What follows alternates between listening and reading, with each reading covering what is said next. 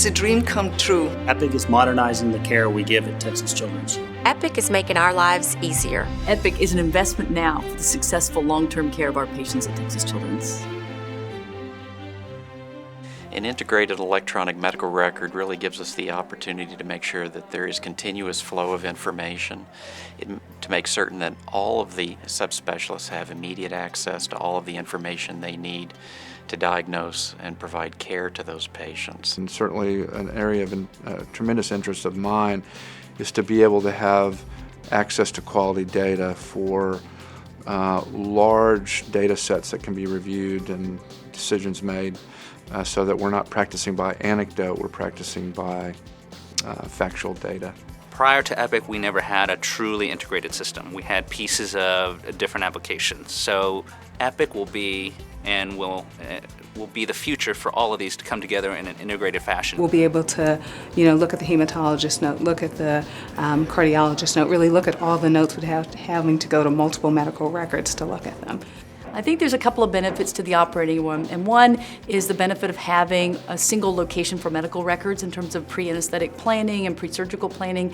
The other benefit is to have one location where a surgical case is scheduled and where the surgical encounter is recorded. For obstetrics specifically, it's a more difficult situation when you're taking care of multiple patients at the same time. This is going to really help us provide the optimal patient care in that we will be able to access every part of this mother and child's record when they're here at the hospital. When you think about the past and reaching out to receive medical records from different institutions, it typically takes a week or two to get that information.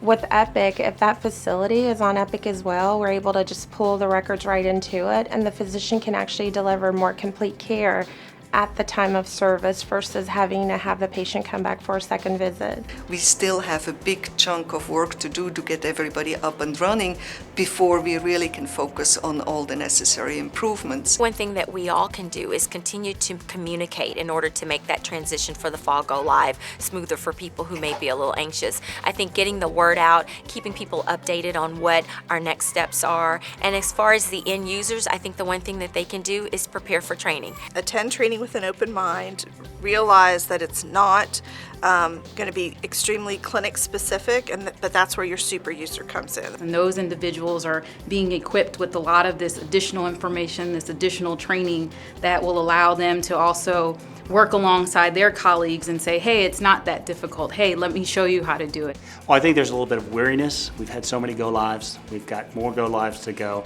and people are just fatigued.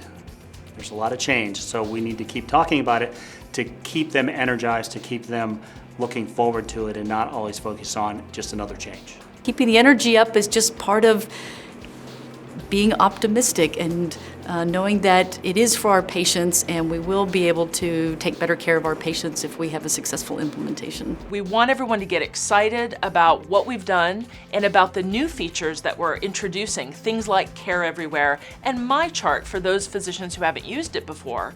And we need to train them and get them very facile at using these systems so that they can just be providing that much better patient care. We need everyone's support. This isn't going to be easy, it is going to be work, but we will be successful. Just take pieces of it at a time and work through it. Slow and steady wins the race. If I can do it, anybody can do it.